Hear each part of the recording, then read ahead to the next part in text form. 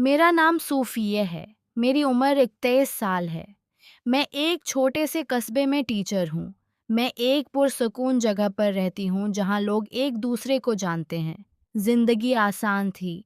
मुझे अपनी नौकरी पसंद थी। मेरे अच्छे दोस्त थे। मुझे मोहब्बत पर यकीन था। मैं समझती थी कि मोहब्बत का मतलब मेहरबानी, ख़याल और वक़्त है। लेकिन फिर मेरी मुलाकात हमज़ा से हुई। हमज़ा महज़ब और दोस्ताना था। वो एक दिन मेरे स्कूल कम्युनिटी प्रोजेक्ट के लिए आया। उसने मुझे देखकर मुस्कुरा कर कहा, तुम्हारी हंसी बहुत प्यारी है। मैं भी मुस्कुरा दी। इस वक्त मुझे नहीं पता था कि ये छोटा सा लम्हा मेरी ज़िंदगी बदल देगा। इस दिन के बाद वो मुझे मैसेज करने लगा। गुड मॉर्निंग वो लिखता। उम्मीद है तुम्हारा दिन अच्छा गुजरे। मैं खुश हो जाती। मैं उसके मैसेज का इंतज़ार करती। उसने मुझसे बहुत सवाल पूछे। उसने मेरा पसंदीदा खाना, पसंदीदा किताब और मेरे ख्वाब जानने थे। उसने कहा, मुझे लगता है मैं तुम्हारे करीब हूँ। 1 महीने बाद हम एक जोड़ा बन गए। वो मुझे समंदर के किनारे ले गया। उसने मुझे छोटे-छोटे तोहफ़े दिए। एक बार वो मेरे लिए किताब लाया और कहा, ये देखकर मुझे तुम याद आए। मैं आहिस्ता-आहिस्ता उससे मोहब्बत करने लगी।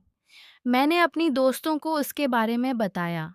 उन्होंने कहा, वो अच्छा लगता है, लेकिन एहतियात करो, ये सब बहुत जल्दी हो रहा है। हमज़ा ने ज़्यादा इंतज़ार नहीं करवाया। 6 महीने बाद उसने मुझे शादी के लिए प्रपोज़ किया। हम समंदर के किनारे चल रहे थे जब वो रुक गया और बोला, मैं चाहता हूँ तुम्हारे साथ हर सुबह उठूँ। क्या तुम मुझसे शादी करोगी? मैं रो पड़ी और हाँ कर दी। हमारी शादी छोटी थी। मेरे वालिदैन खुश थे। उसके घर वाले भी मुस्कुराए। मैंने सादा सफ़ेद लिबास पहना। हमज़ा ने मुझे देखकर आहिस्ता से कहा, तुम मेरी ज़िंदगी की सबसे अच्छी चीज़ हो। मैंने उसकी बात पर यकीन कर लिया। शादी का पहला साल पुरसुकून था। हम साथ डिनर करते, फ़िल्में देखते, इतवार को पार्क में चहलकदमी करते। कभी वो मुझे फूल सरप्राइज़ करता या गाल पर बोसा देता। मैं खुद को खुशकिस्मत समझती। मैं अपने आप से कहती, यही मोहब्बत है, यही वो है जो मैं हमेशा चाहती थी। लेकिन आहिस्ता आहिस्ता चीज़ें बदलने लगीं। हमज़ा घर देर से आने लगा। वो वजह नहीं बताता था, अब बताता था। कहता काम बहुत है। मैं कहती ठीक है। मैं उस पर भरोसा करती थी। लेकिन उसने पूछना छोड़ दिया कि मेरा दिन कैसा गुजरा। जब हम बात करते तो वो मेरी तरफ देखता भी नहीं था। मुझे लगा कुछ गलत है, लेकिन मैं यकीन नहीं करना चाहती थी। मैंने और कोशिश की। मैंने उसका पसंदीदा खाना बनाया, घर अच्छे से साफ किया, उसका पसंदीदा लिबास पहना, लेकिन उसने नोट्स नहीं किया। वो थका हुआ लगता, वो कहीं दूर खोया हुआ लगता। मैंने पूछा, क्या तुम ठीक हो? उसने कहा, मैं ठीक हूँ, बस थका हुआ हूँ। एक रात मैंने उसका इंतज़ार किया। मैंने पास्ता बनाया, अ, इसका पसंदीदा। रात के 9 बज गए थे। जब वो घर आया तो मैंने कहा, मैंने खाना बनाया है। उसने मेज़ की तरफ देखा और कहा, मैं खा चुका हूँ। वो सोफ़े पर गया और टीवी चला लिया। मैं अकेली बैठी रही। मैंने खाने को देखा और मेरी भूख खत्म हो गई। एक और दिन उसका फ़ोन मेज़ पर पड़ा था। एक मैसेज आया, तुमसे जल्दी मिलने का इंतज़ार है। नाम सीओ नहीं था। मैंने पूछा, ये कौन है? उसने फ़ोन झपट कर कहा, मेरा सामान मत छेड़ो। मैंने कहा, मैं तुम्हारी बीवी हूँ, तुम चीज़ें क्यों छुपा रहे हो? वो खड़ा हुआ और बोला, फ़ुज़ूल बातें मत करो। फिर वो घर से चला गया। इस रात मैं सो नहीं सकी। मैं छत को देखती रही। मेरा दिल बहुत भारी था। मैंने खुद से पूछा, मैंने क्या गलत किया? मुझे अपनी शादी याद आई। याद आया वो मुझे कैसे देखता था। वो शख्स अब नहीं था। अगले दिन मैंने काफ़ी बनाई। उसने कप उठाया और शुक्रिया भी नहीं बोला। वो सोफे पर बैठकर फ़ोन स्क्रॉल करने लगा। मैंने उसे देखा और अंदर से सर्द महसूस किया। वो कहता था, मुझे तुम्हारी हंसी पसंद है। अब वो मेरा चेहरा भी नहीं देखता था। मैंने फिर बात करने की कोशिश की। मैंने कहा, मेहरबानी करके बताओ क्या हुआ है। उसने कहा, तुम बहुत सवाल करती हो। मैंने पूछा, क्या तुम अब भी मुझसे मोहब्बत करते हो? उसने जवाब नहीं दिया। मैंने खुद को गायब महसूस किया। हफ्ते गुजर गए। घर एक खामोश होटल जैसा लगता। वो आता जाता, ज़्यादा बात नहीं करता था, न पूछता कि मैं ठीक हूँ या नहीं। मैं बाथरूम में रोती ताकि वो न देखे। मैं लड़ाई नहीं चाहती थी, मैं सिर्फ समझना चाहती थी। एक वीकेंड वो सारा दिन गायब रहा। उसने नहीं बताया कहाँ गया था। वो देर से आया और उसकी शर्ट से परफ्यूम की खुशबू आ रही थी, मेरी वाली नहीं थी। मैंने उसे देखा और कहा, क्या तुम किसी और के साथ हो? उसने चीखा नहीं, ना हैरान हुआ। बस कहा, ये तुम्हारा मुसला नहीं है। मेरा दिल टकड़े-टकड़े हो गया। मैंने अपनी बेहतरीन दोस्त मारिया को बताया। उसने कहा, तुमने उसे मोहब्बत दी, उसने तुम्हें खामोशी दी। मैं रो पड़ी। मैंने कहा, उसने शादी क्यों की अगर मोहब्बत नहीं थी? मारिया ने कहा, कुछ लोग सुकून चाहते हैं, मोहब्बत नहीं। तुम मेहरबान थीं, इसीलिए उसने तुम्हें चुना। मैं दिनों तक उसकी बातों के बारे में सोचती रही। क्या मैं सिर्फ आसान थी? क्या मैं सिर्फ जगह भरने के लिए थी? मैंने अपनी शादी की तस्वीरें देखें। याद आया मुझे कितना फ़ख्र था उसकी बीवी बनने पर। अब मुझे शर्म आती। मैंने आईने में खुद को देखा। मेरा चेहरा थका हुआ लग रहा था, आंखें उदास थीं। मैं अब मुस्कुराती भी नहीं थी। एक सुबह हमज़ा अपना फ़ोन घर भूल गया।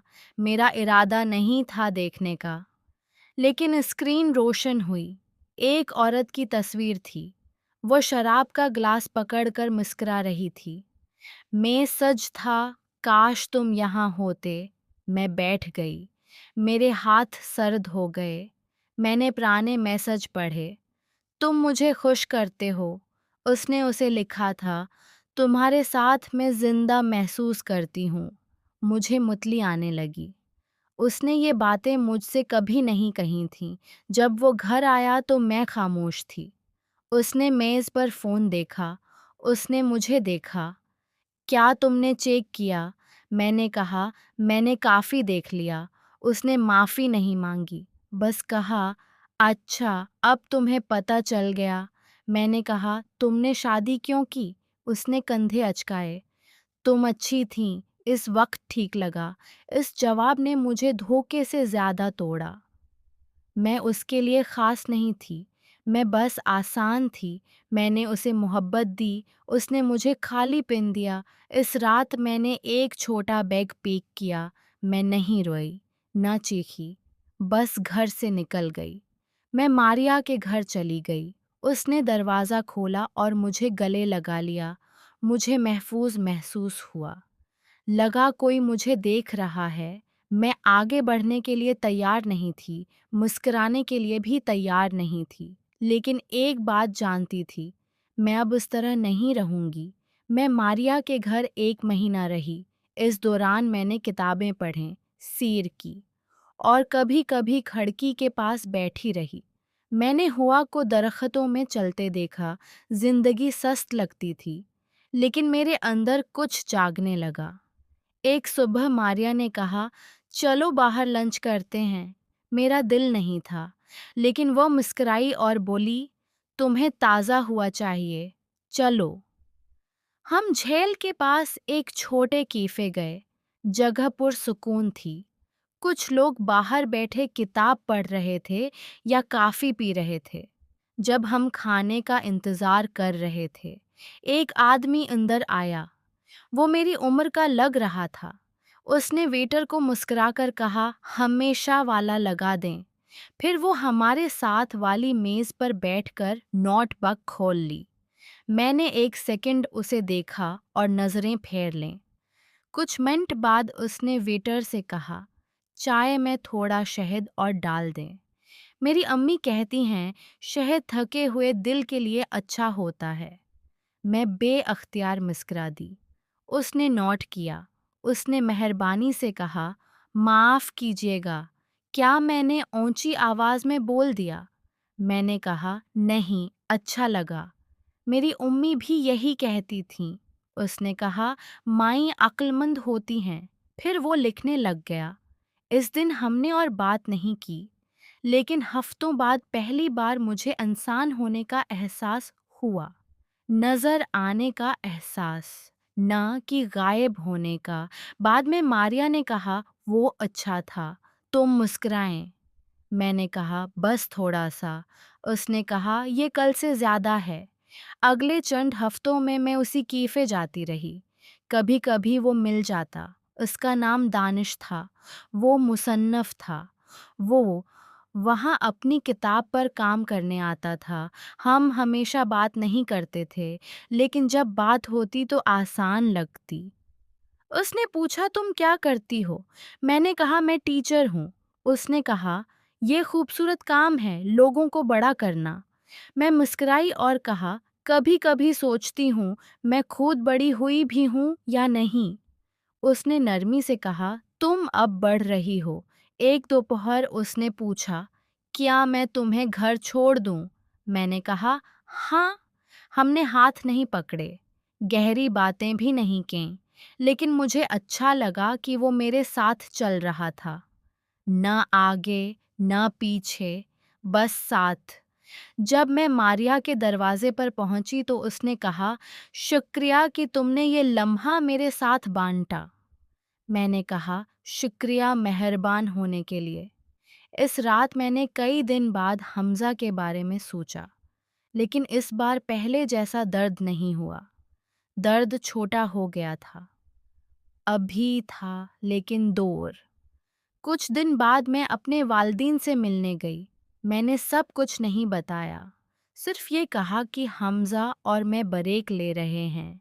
अम्मी ने मुझे देर तक गले लगाया। अबू ने काफ़ी बनाई और कहा, जब तक चाहो रह सकती हो। मुझे पता था वो परेशान हैं, लेकिन उन्होंने मुझसे वजाहत नहीं मांगी। शाम को मैं अम्मी के साथ बाहर बैठी। आसमान गुलाबी और नारंगी था।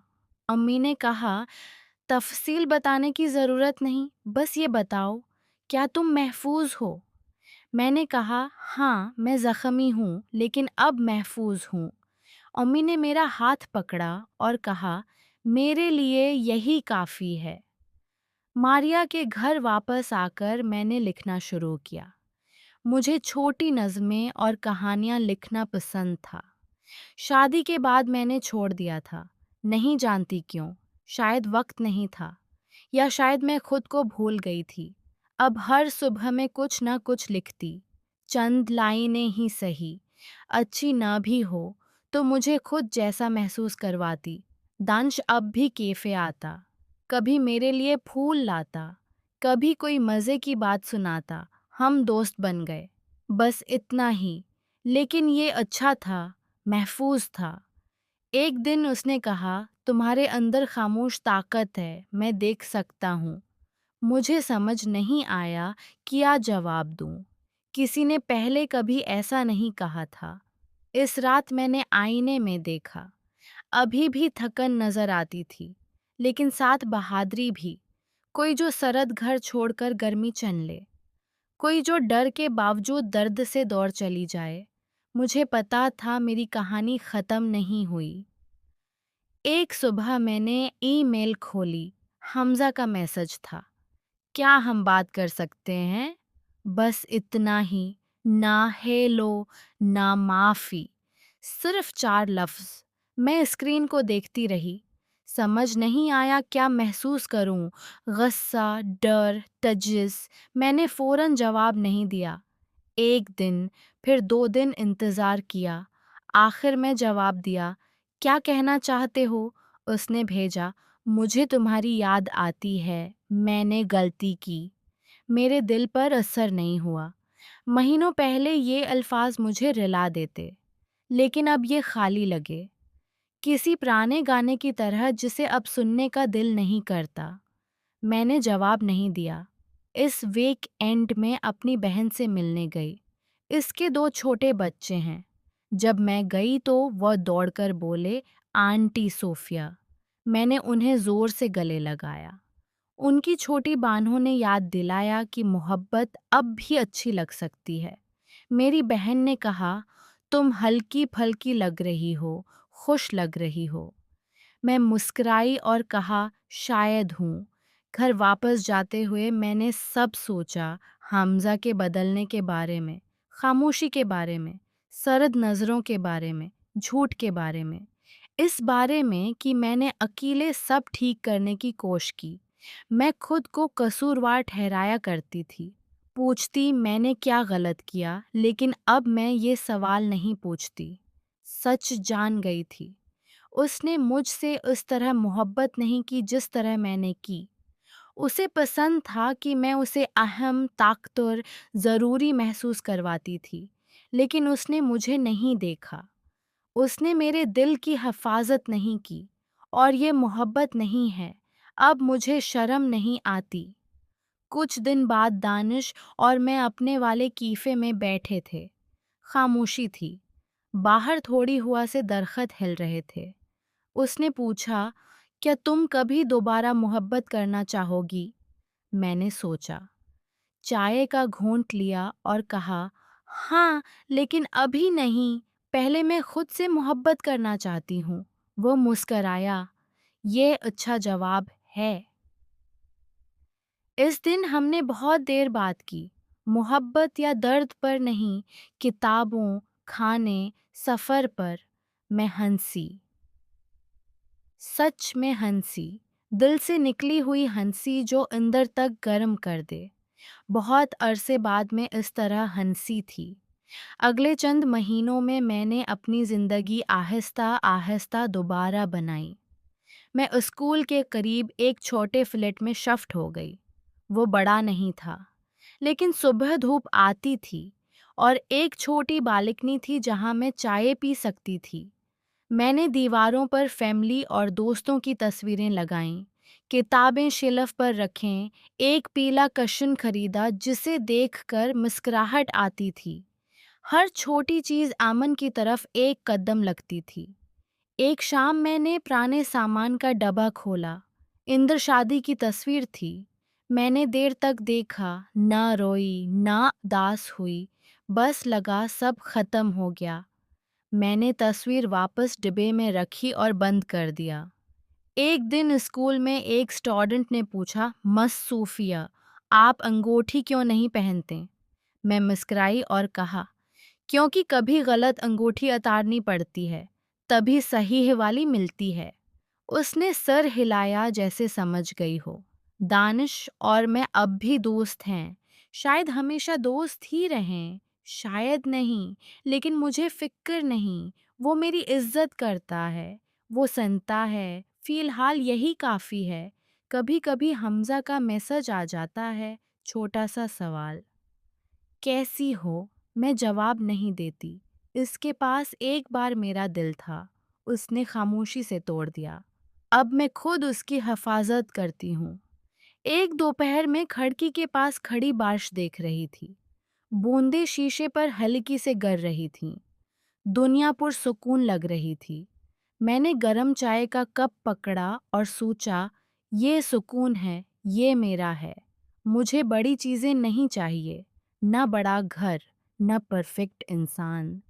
मुझे बस महफूज महसूस करना था, नज़र आना था, खुद जैसा महसूस करना था, और अब मैं करती हूँ।